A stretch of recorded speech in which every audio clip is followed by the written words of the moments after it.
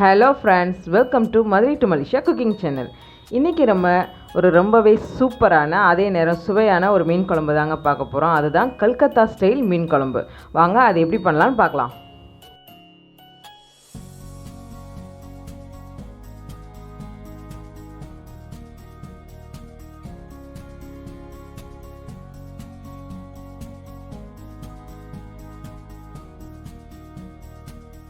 நான் இன்றைக்கி 1 கிலோ கட்லா மீன் எடுத்திருக்கேன். 1 கிலோ மீனுக்கு 1/2 கிலோ சின்ன வெங்காயம், 5 தக்காளி, கொஞ்சமாக பூண்டு, ஒரு பெரிய முருங்கைக்காய், அப்புறம் சோம்பு, சீரகம், 2 பச்சை மிளகா, மிளகு, ஒரு எலுமிச்சம்பழம் அளவு புளிக்கரைசல். இப்போ வாங்க குழம்பு எப்படி வைக்கலாம்னு பார்த்துடலாம். நான் இன்றைக்கி இந்த சட்டியில் தான் குழம்பு வைக்க போகிறேன். குழம்புக்கு தேவையான அளவு எண்ணெய் சேர்த்துக்கலாம்.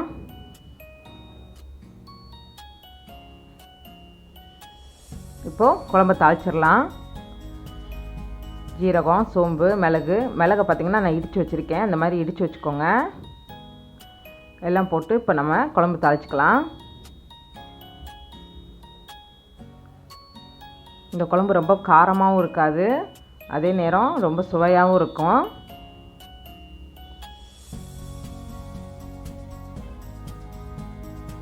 இப்போ இதெல்லாம் போட்டு நல்லா வதக்கிக்கலாம்.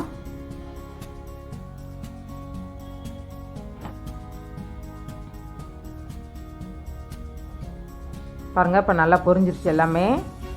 இது கூட இப்போ நம்ம பொடியாக கட் பண்ணி வச்சுருக்க சின்ன வெங்காயத்தை சேர்க்க போகிறோம். சின்ன வெங்காயத்தை நான் பாதியை இந்த மாதிரி கட் பண்ணி சேர்த்துருக்கேன். இன்னும் மிச்சம் நான் அரைச்சி வச்சுருக்கேன். அது கொஞ்சம் நேரம் கழித்து அப்புறம் சேர்த்துக்கலாம். சின்ன வெங்காயம் நல்லா வதங்கட்டும். இது கூட கொஞ்சமாக சின்ன வெங்காயம் வதங்கிறதுக்கு உப்பு சேர்த்துக்கலாம்.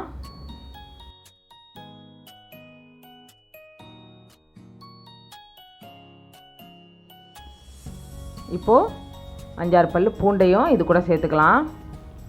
எல்லாத்தையும் ஒன்றா சேர்த்து நல்லா வதக்கணும். பாருங்கள், வெங்காயம், பூண்டு, பச்சை மிளகாய் எல்லாம் நல்லா வதங்கிருச்சு. இப்போது மிச்சம் இருக்கிற வெங்காயத்தை நான் இந்த மாதிரி ஒரு மிக்சியில் ஒரு ஓட்டி வச்சுருக்கேன். அதையும் இது கூட சேர்த்துக்கலாம். இந்த குழம்பு ரொம்பவே டிஃப்ரெண்ட்டாக இருக்கும். எல்லாத்தையும் நல்லா சேர்த்து வதக்கியாச்சு. இப்போ உங்களுக்கு தேவைன்னா கொஞ்சமாக எண்ணெய் விட்டுக்கலாம். நான் எண்ணெய் விடலை. இப்போது நறுக்கி வச்சுருக்க முருங்கைக்காயும் இது கூட சேர்த்து வதக்கிக்கலாம்.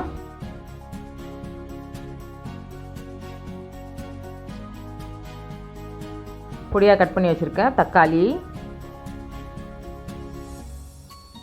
இப்போ எல்லாத்தையும் ஒன்றா நல்லா வதக்கிக்கலாம்.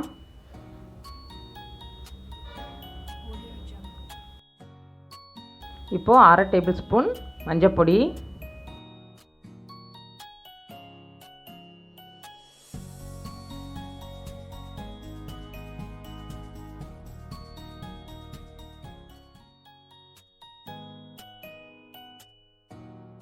பாருங்கள் எல்லாமே நல்லா வதங்கிருச்சு. முருங்கைக்காயும் நல்லா வதங்கிருச்சு. இந்த மாதிரி நல்லா வதங்குற அளவுக்கு, தக்காளி நல்லா மசிற அளவுக்கு வதக்கிக்கோங்க. அப்போ தான் மீன் குழம்புக்கு டேஸ்ட்டாக இருக்கும்.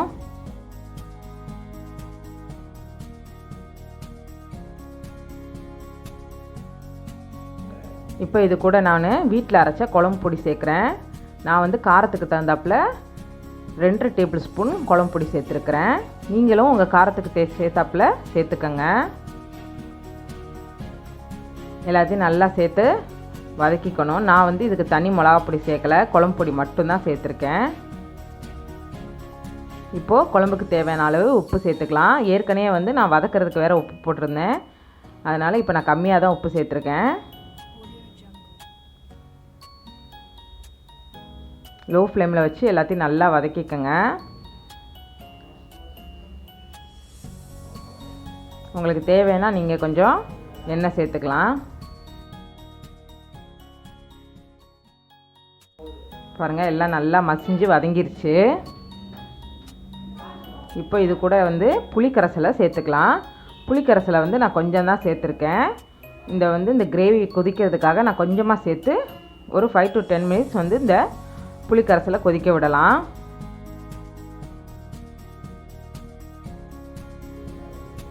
இந்த மாதிரி வதக்கி விட்டு கொதிக்க விட்டிங்கன்னா மசாலாவும் புளி கரைசலும் நல்லா ஒன்று சேர்ந்துடும்.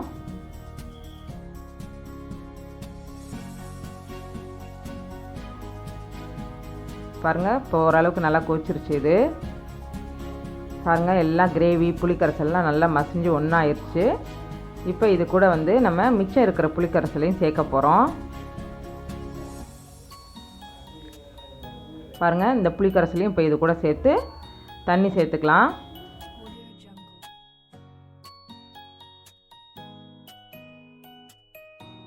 உங்களுக்கு எவ்வளோ தேவையோ குழம்பு அந்தளவுக்கு நீங்கள் வந்து தண்ணி சேர்த்துக்கலாம். நான் வந்து எனக்கு கொஞ்சம் தண்ணியாக குழம்பு வேணுன்றதுக்காக கொஞ்சம் அதிகமாக தண்ணி சேர்த்துருக்கேன். 2 டம்ளர் தண்ணி.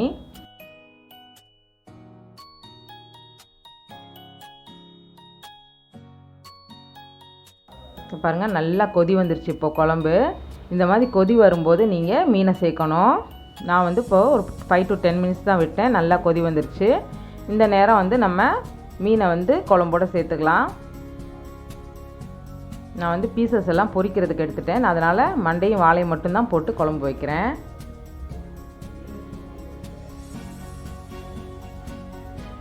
இந்த மாதிரி பீசஸை அங்கங்கே போட்டு விடுங்க.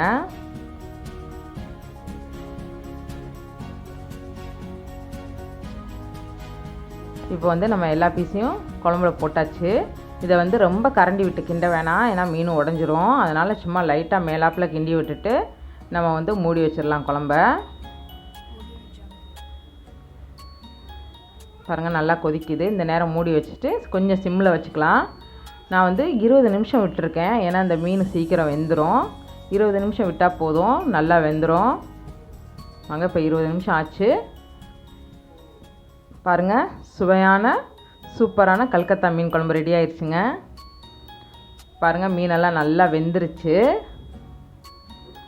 இந்த குழம்பு வந்து நம்ம தேங்காய் அரைச்சி ஊற்ற தேவையில்லை. அதனால் இந்த குழம்பு கொஞ்சம் தண்ணியாக தான் இருக்கும். இது கல்கத்தா ஸ்டைல் குழம்பு.